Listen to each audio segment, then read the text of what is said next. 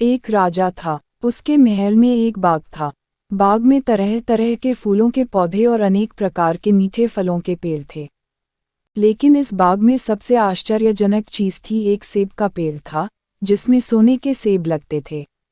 जब इसके फल पकते थे तो चौकीदार रात दिन पेड़ का पहरा दिया करते थे ताकि कोई सोने का सेब चुरा कर न ले जाए। एक दिन माली ने जब सोने के सेबों को गिना तो उसमें से एक सेब गायब था। उसने राजा को खबर दी। राजा फौरन बाग में पहुंचा। उसे बड़ा आश्चर्य हुआ कि देखभाल का इतना इंतजाम होने पर भी एक सेब किसी ने चुरा लिया। उसने ऐलान किया कि कोई सोने के सेब को चुराने वाले चोर का पता देगा, उसे इनाम दिया जाएगा। सबसे बड़े राजकुमार ने राजा से कहा कि रात में वह पहरा देगा। राजा ने उसको इसकी इजाज़त दे दी। बड़ा राजकुमार पहरा देने लगा, लेकिन उसे नींद आ गई और वह सो गया। सुबह उसने सेबों को गिना तो वह चकित रह गया कि रात में एक सेब गायब हो गया था। इसके बाद दूसरी रात को मंझले राजकुमार ने पहरा देने का काम संभाला, उसे भी नींद आ गई और तीसरा सेब चोरी हो गया। राजा बहुत चिंतित था कि क्या किया जाए। इतने में सबसे छोटा राजकुमार आया और कहा कि आज मैं पहरा दूंगा। राजा इस राजकुमार से खुश नहीं रहता था। वह उसे मूर्ख भी मानता था। उसने उसे डांटते हुए कहा, तुम क्या समझते हो, तुमसे बड़े और तुमसे ज्यादा समझदार दोनों राजकुमार इस काम में असफल हो चुके हैं। तुम जाओ अपना काम करो। छोटा राजकुमार नहीं माना। उसने प्रार्थना की उसे एक मौका दिया जाए। अंत में राजा राजी हो गया। राजकुमार पहरा देने लगा। उसने तय किया कि वह किसी भी हालत में नहीं सोएगा और चोर को जरूर पकड़ेगा। जब आधी रात हुई और 12 बजे का आखिरी घंटा बजा तो राजकुमार ने देखा कि एक सुंदर सोने की चिड़िया कहीं से उड़ती हुई आई और सेब के पेड़ पर बैठ गई। उसने देखते देखते सोने का एक सेब तोड़कर अपनी चोंच में पकड़ लिया। राजकुमार ने फौरन निशाना साधकर तीर चला दिया, लेकिन तीर चिड़िया को नहीं लगा और वह पंख फड़फड़ा कर उड़ गई। हाँ, उसका एक सुनहरा पंख टूटकर जमीन पर आ गिरा। दूसरे दिन सुबह राजकुमार ने राजा को सारी बात बता दी और वह सोने का पंख उनके सामने रख दिया। पंख इतना सुंदर और इतना कीमती था कि राजा उसे देखता ही रह गया। उसने कहा, अगर उस चिड़िया का एक पंख इतना सुंदर है तो वह पूरी चिड़िया कितनी सुंदर होगी। मैं चाहता हूँ कि उस चिड़िया को कोई पकड़ लाए। सबसे पहले बड़ा राजकुमार इस काम के लिए रवाना हुआ। वह एक जंगल में पहुंचा। वहां उसने एक लोमड़ी को एक पेड़ के नीचे आराम करते हुए देखा। राजकुमार ने मौका देखकर तीर अपने धनुष पर चढ़ा लिया।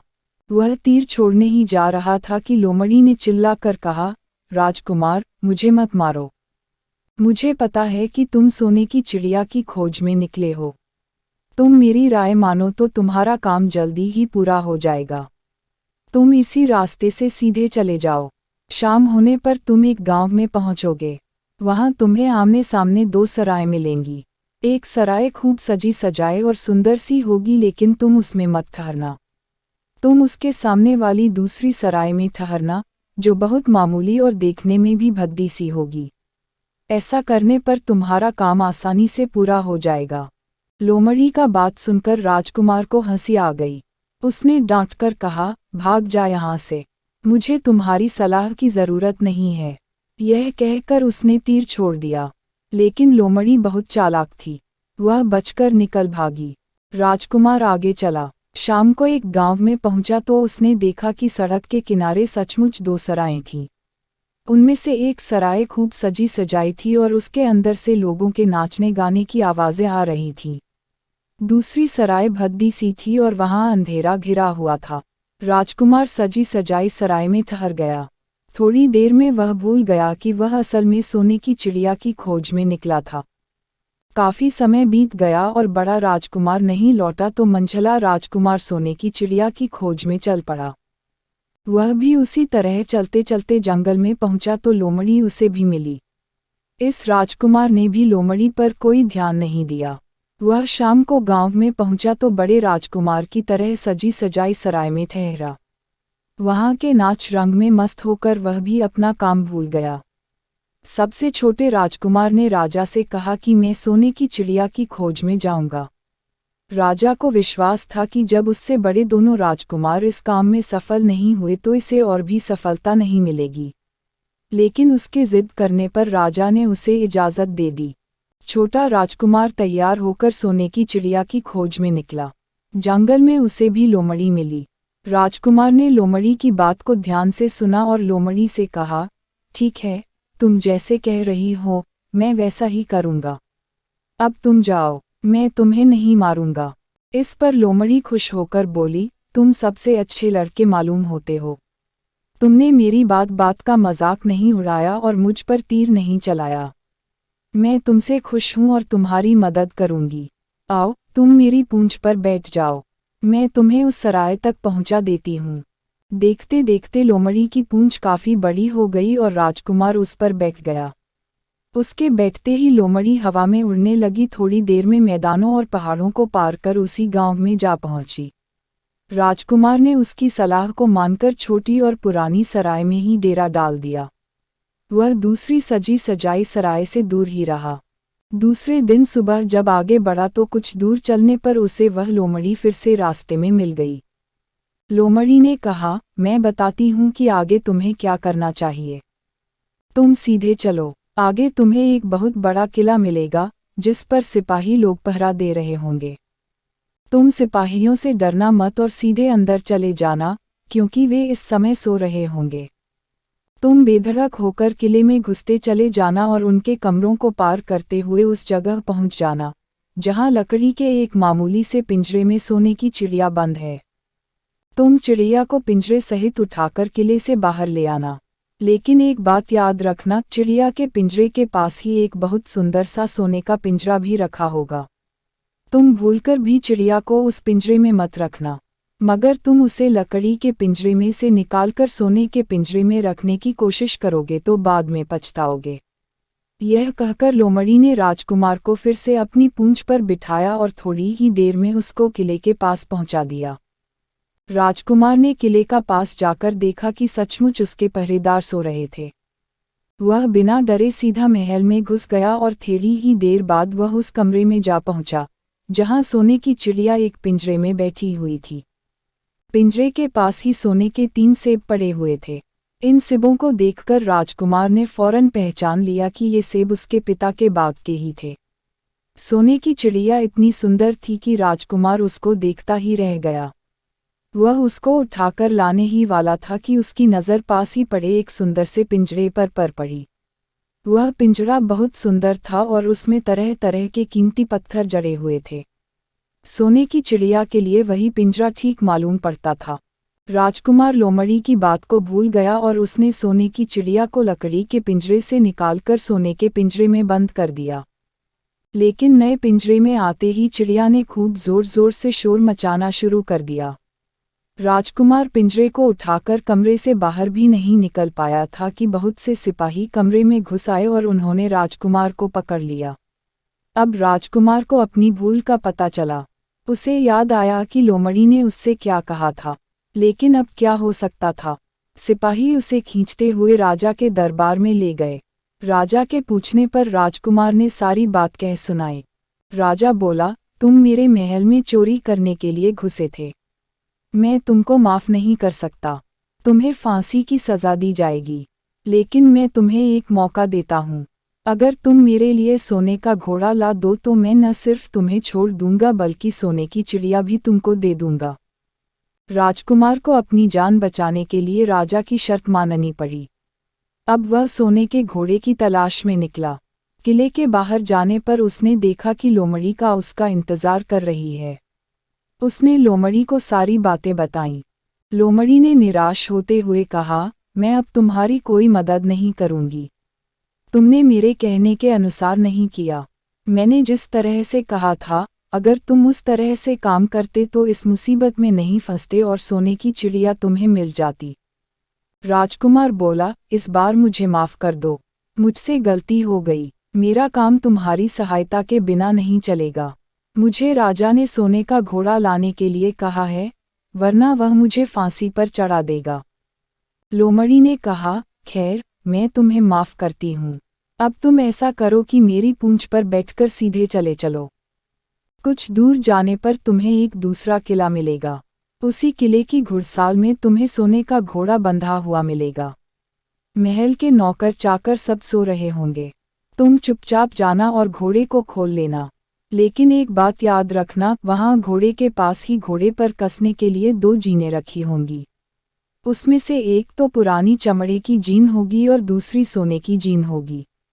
तुम सोने की जीन को छूना भी मत और उस घोड़े पर पुरानी चमड़े की जीन को कसकर सवार हो जाना और उसे दौड़ते हुए किले से बाहर चले आना।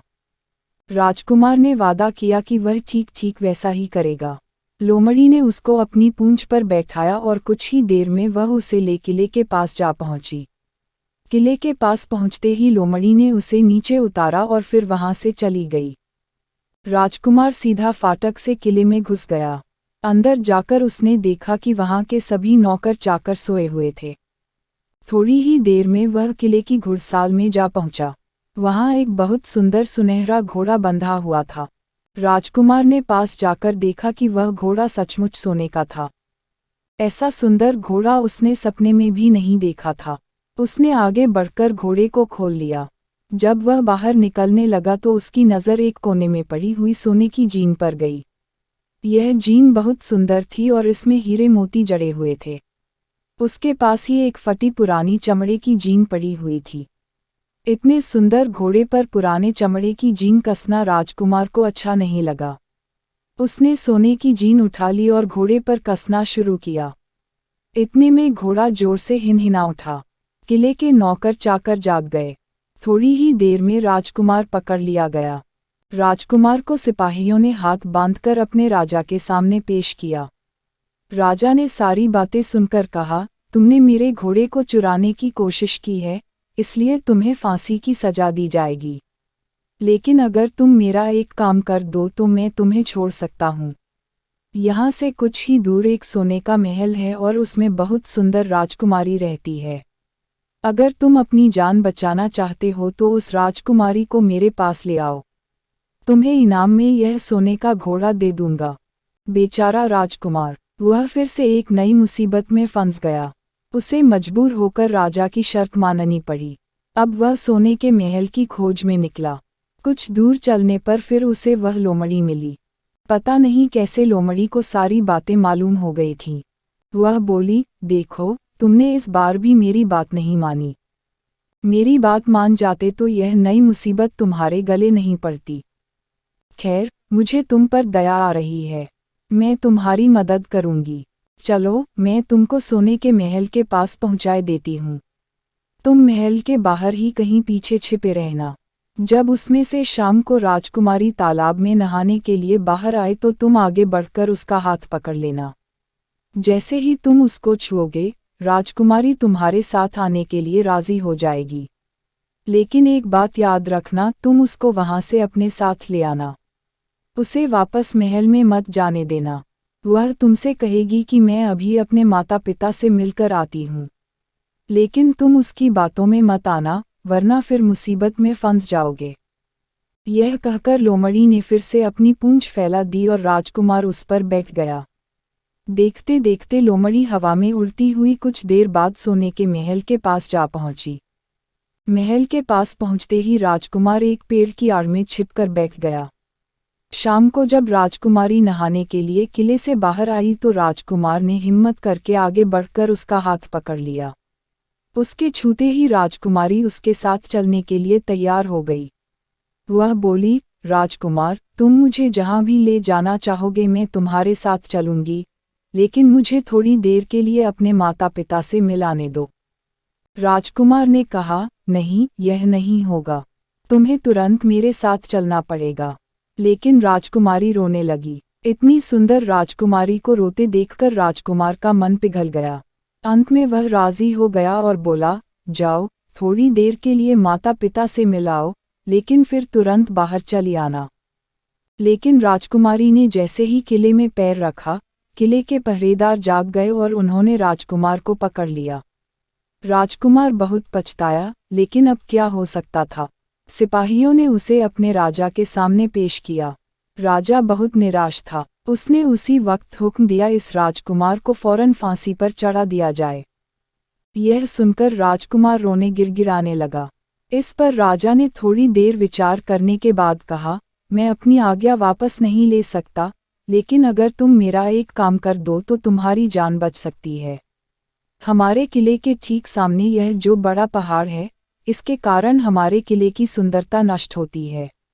अगर तुम 8 दिन में इस पहाड़ को खोदकर साफ कर दो तो हम तुम्हें क्षमा कर देंगे और राजकुमारी का विवाह तुम्हारे साथ कर देंगे।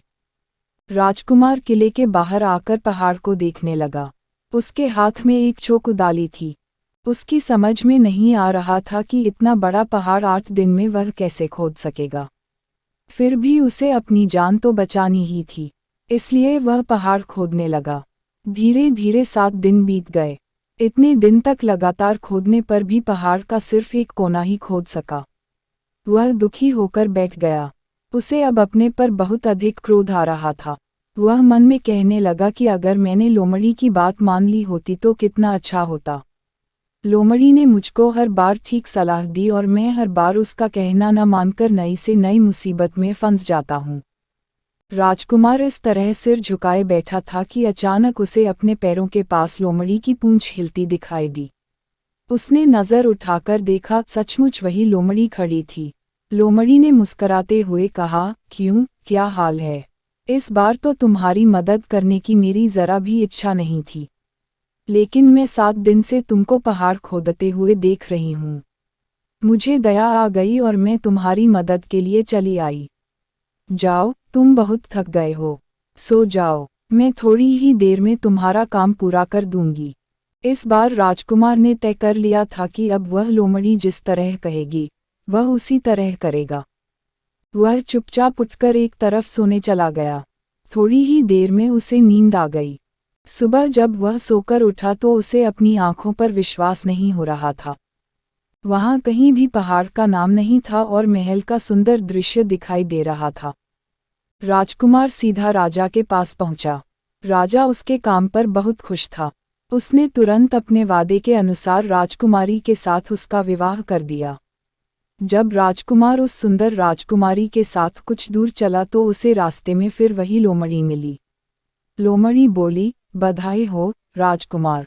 राजकुमारी के साथ तुम्हें देखकर मुझे बड़ी खुशी हो रही है, लेकिन अब तुम्हें सोने का घोड़ा और सोने की चिड़िया भी प्राप्त करनी चाहिए, क्योंकि वे दोनों चीज़ें तुम्हारे ही लायक हैं और तुम उन्हें आसानी से प्राप्त कर सकते हो। राजकुमार बोला, लेकिन भला मुझे सोने का घोड़ा और सोने की चिड़िया कैसे मिल सकती है? मैं तो इस राजकुमारी को भी उस राजा के लिए ले जा रहा हूँ।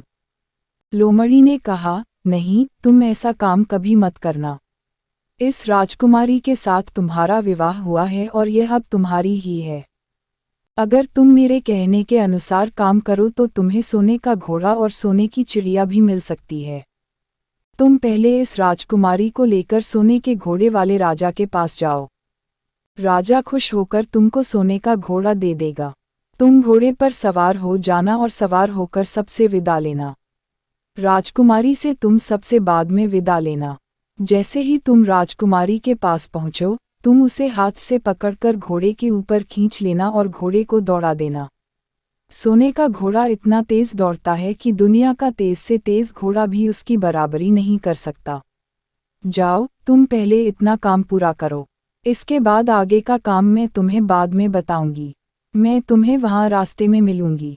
राजकुमार ने ठीक वैसा ही किया जैसा लोमड़ी ने उससे कहा था। जब सोने के घोड़े वाले राजा ने खुश होकर उसे इनाम में सोने का घोड़ा दिया तो राजकुमार उस पर सवार हो गया और उससे विदा लेने लगा। अंत में वह राजकुमारी को उठाकर घोड़े को तेजी से दौड़ाता हुआ किले से बहुत दूर निकल आया। रास्ते में एक पेड़ के नीचे लोमड़ी उसका इंतजार कर रही थी। उसे देखकर लोमड़ी बोली, शाबाश, अब तुम सोने की चिड़िया भी प्राप्त कर लो। जब तुम सोने की चिड़िया वाले राजा के पास पहुंचोगे तो वह इस घोड़े को देखकर बहुत खुश होगा। तुम उससे कहना कि पहले सोने की चिड़िया का पिंजरा मेरे हाथ में दे दो, तब मैं यह घोड़ा तुमको दूंगा। जब वह पिंजरा तुम्हारे पास लाए तो तुम पिंजरा उसके हाथ से छीन लेना और घोड़े को दौड़ा देना। बस ऐसे चिड़िया तुमको मिल जाएगी और कोई तुम्हें पकड़ भी नहीं सकेगा। इस बार भी राजकुमार ने ठीक वैसा ही किया। वह राजकुमारी के साथ ही घोड़े पर बैठा रहा और जब राजा ने उसके हाथ में सोने की चिड़िया का पिंजरा दिया तो उसने देखते देखते एड़ मार दी और सोने का घोड़ा हवा से बातें करने लगा। कुछ दूर चलने पर लोमड़ी उसे मिली। राजकुमार ने उससे कहा, तुमने मेरी बड़ी मदद की है। तुम्हारी वजह से मुझे न सिर्फ सोने की चिड़िया मिली, बल्कि सोने का घोड़ा और इतनी सुंदर राजकुमारी भी मिल गई। बताओ, मैं तुमको क्या इनाम दूं? मैं तुमको कुछ न कुछ ज़रूर देना चाहता हूँ। लोमड़ी ने कहा, अगर तुम खुश हो तो मेरा एक काम कर दो। तुम एक तीर चलाकर मुझे मार दो। इस समय तुम यही सबसे बड़ा काम मेरे लिए कर सकते हो। राजकुमार ने कहा, भला यह कैसे हो सकता है? तुमने मेरी इतनी मदद की और मैं बदले में तुम्हें मार दूं। मुझसे यह नहीं होगा। यह सुनकर लोमड़ी बड़ी डहकी हुई और बोली, अगर तुम मेरा यह काम नहीं कर सकते तो फिर ठीक है, जाओ। लेकिन मैं तुम्हारी भलाई के लिए ही कह रही हूँ कि तुम दो बातें जरूर याद रखना। एक तो तुम किसी कुएं की दीवार पर मत बैठना और दूसरे तुम ऐसे लोगों के लिए धन मत खर्च करना जिन्हें फांसी मिलने वाली हो। राजकुमार बोला, भाई तुम भी अजीब हो। तुम्हारी बातें मेरी समझ में ही नहीं आती। भला मैं कभी कुएं की दीवार पर क्यों बैठूंगा और ऐसे आदमियों पर धन क्यों खर्च करूंगा जिनको फांसी दी जाने वाली हो। लेकिन लोमड़ी ने उसकी बात का कोई जवाब नहीं दिया और अलविदा कहकर वहां से चली गई। राजकुमार सोने का घोड़ा दौड़ता हुआ आगे बढ़ा। राजकुमारी उसके साथ ही बैठी हुई थी और सोने की चिड़िया का पिंजरा उसके हाथ में था। कुछ ही देर में राजकुमार उस छोटे गांव में जा पहुंचा जिसमें वे दोनों सराएं थीं। गांव के लोग और खास तौर से बच्चे उसको देखने के लिए बाहर निकल आए। सोने के घोड़े पर इतने सुंदर राजकुमार के साथ बैठी एक राजकुमारी को देखकर सभी लोग चकित थे। इतने में राजकुमार ने देखा कि गांव के बगीचे में एक जगह बहुत से लोग जमा हैं और कुछ शोर हो रहा है। राजकुमार के पूछने पर लोगों ने बताया कि वहां दो आदमियों को फांसी देने की तैयारी हो रही है। राजकुमार उधर ही चल पड़ा। वहां पहुंचने पर उसने पहचान लिया कि जिन आदमियों को फांसी दी जाने वाली थी वे और कोई नहीं बल्कि उसके ही भाई थे। वे लोग तब से उसी सजी सजाई सराय में रह रहे थे और तरह तरह के बुरे काम करते थे। वे जुआ भी खेलते थे और जुए में बहुत सा धन हार चुके थे। उन्होंने लोगों से बहुत सा रुपया भी उधार लिया था। इन्हीं सब बातों से चिढ़कर अब गांव वाले उन्हें फांसी पर चढ़ाने जा रहे थे। राजकुमार भला यह कैसे होने देता। उसने लोगों से कहा कि मुझसे रुपया ले लो और इन लोगों को छोड़ दो। उसके बहुत कहने सुनने पर लोग राजी हो गए और उन्होंने उन दोनों आदमियों को रिहा कर दिया। राजकुमार अपने भाइयों को छुड़ाकर आगे चला। कुछ दूर चलने पर जंगल में उन्हें एक कुआं दिखाई दिया। इस पर राजकुमार के कुछ देर कुएं के पास आराम करते हैं। वहां ठंडा पानी पीने के बाद हम लोग आगे चलेंगे। राजकुमार राजी हो गया। अब तक वह यह भी भूल चुका था कि लोमड़ी ने विदा होते समय उससे क्या कहा था। वह घोड़े से उतरकर कुएं की दीवार पर बैठ गया और आराम करने लगा। उसके दोनों भाइयों ने मौका देखकर उसे कुएं में धकेल दिया। इसके बाद उन्होंने घोड़े पर राजकुमारी को डाला और सोने की चिड़िया का पिंजरा उठाया और वहां से चलते बने।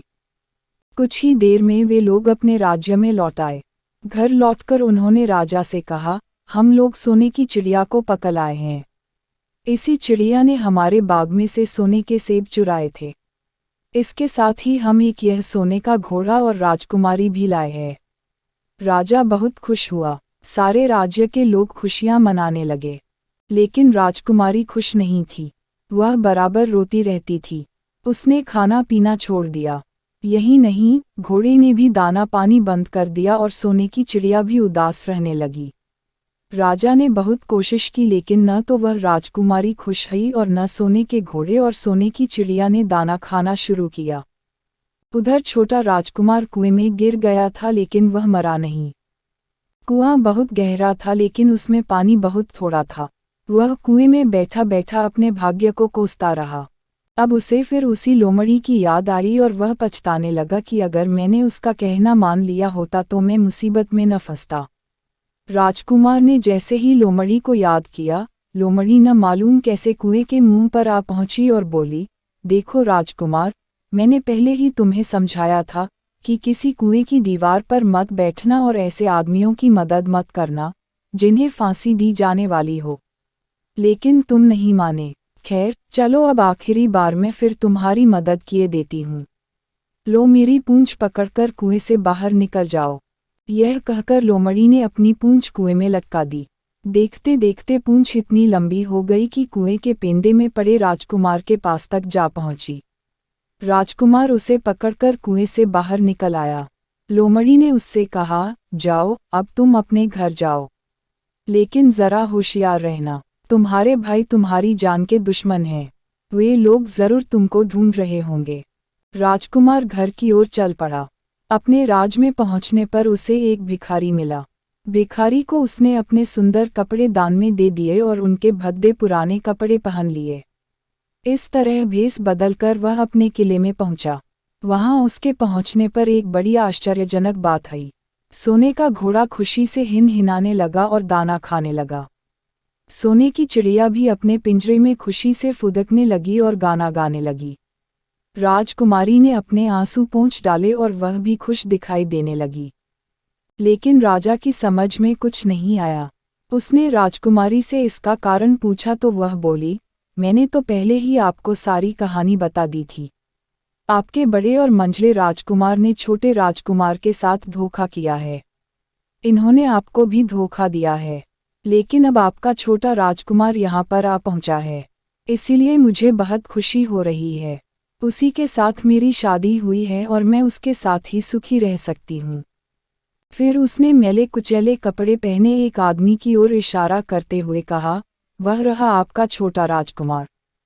राजा ने भी अपने छोटे लड़के को पहचान लिया। अब राजा ने अपने छोटे बेटे के बारे में अपने विचार बदल दिए। अब वह उसको बहुत समझदार और बहादुर मानने लगा और उससे बहुत अधिक प्यार करने लगा। उसने उसको राजगद्दी पर बिठाने का निश्चय किया। बड़े और मंझले राजकुमार ने अपने छोटे भाई को ही धोखा नहीं दिया था बल्कि राजा को भी धोखा दिया था। इससे राजा उनसे बहुत नाराज था। उसने उन दोनों को अपने राज्य से निकलवा दिया। इसके बाद बड़ी धूमधाम के साथ राजकुमारी के साथ राजकुमार का विवाह हुआ और दोनों सुख से रहने लगे। लेकिन राजकुमार उस लोमड़ी को नहीं भूला था जिसने उसकी सहायता की थी। एक दिन समय निकालकर वह जंगल में उस लोमड़ी की खोज में निकला। बहुत ढूंढने के बाद एक पेड़ के खोखले भाग में उसने उस लोमड़ी को चुपचाप बैठे है देखा। लोमड़ी बहुत उदास थी और पहले से बहुत ज्यादा दुबली भी हो गई थी। राजकुमार को देखते ही लोमड़ी ने उसे पहचान लिया और कहा, आह, कहो राजकुमार आज इधर कैसे भूल पड़े। राजकुमार ने कहा, मैं आज तुम्हें ही ढूंढने के लिए आया हूँ। चलो मेरे बाग में आराम से रहना, वहाँ तुम्हें किसी तरह की तकलीफ नहीं होगी। यहाँ तो जंगल में तुम्हें खाने पीने की तकलीफ होती होगी और जंगली जानवरों और शिकारियों का डर बना रहता होगा। लोमड़ी ने कहा, नहीं राजकुमार, मैं यहाँ ठीक हूँ, और भला अब तुम्हें मेरे डक से क्या लेना देना। तुम्हारा काम निकल गया, अब तुम सुख से अपने राज में रहो। राजकुमार बोला, नहीं, तुमने मेरा बड़ा उपकार किया है। मैं तुम्हें इनाम देना चाहता हूँ और अपने साथ ही रखना चाहता हूँ। राजकुमारी भी बहुत खुश होगी, वह भी तुमसे मिलना चाहती है। लोमड़ी बोली, अगर तुम सचमुच मुझे इनाम देना चाहते हो तो मेरा एक काम कर दो। मैंने तुमसे पहले भी कहा था कि तुम तीर चलाकर मुझे मार दो, इसी से मेरा लाभ होगा। असल में एक जादूगर ने मुझ पर जादू कर रखा है। मैं लोमड़ी नहीं हूँ, मुझे उसके जादू के प्रभाव से लोमड़ी के रूप में रहना पड़ रहा है। मैं तो उसी देश का राजकुमार हूँ जहाँ की राजकुमारी से तुम्हारा विवाह हुआ है। असल में वह राजकुमारी मेरी छोटी बहन है। अगर तुम तीर चलाकर मुझे मार दोगे तो इस जादू से मुझे मुक्ति मिल जाएगी और मैं फिर अपने देश लौट सकूंगा। राजकुमार को यह सुनकर बड़ा आश्चर्य हुआ। उसने फौरन अपने धनुष पर तीर चढ़ाया और लोमड़ी की ओर छोड़ दिया। तीर के लगते ही लोमड़ी मर गई और उसमें से एक सुंदर सा राजकुमार निकल आया। फिर दोनों राजकुमार आपस में गले मिले। इसके बाद दोनों राजकुमार वापस महल में लौट आए।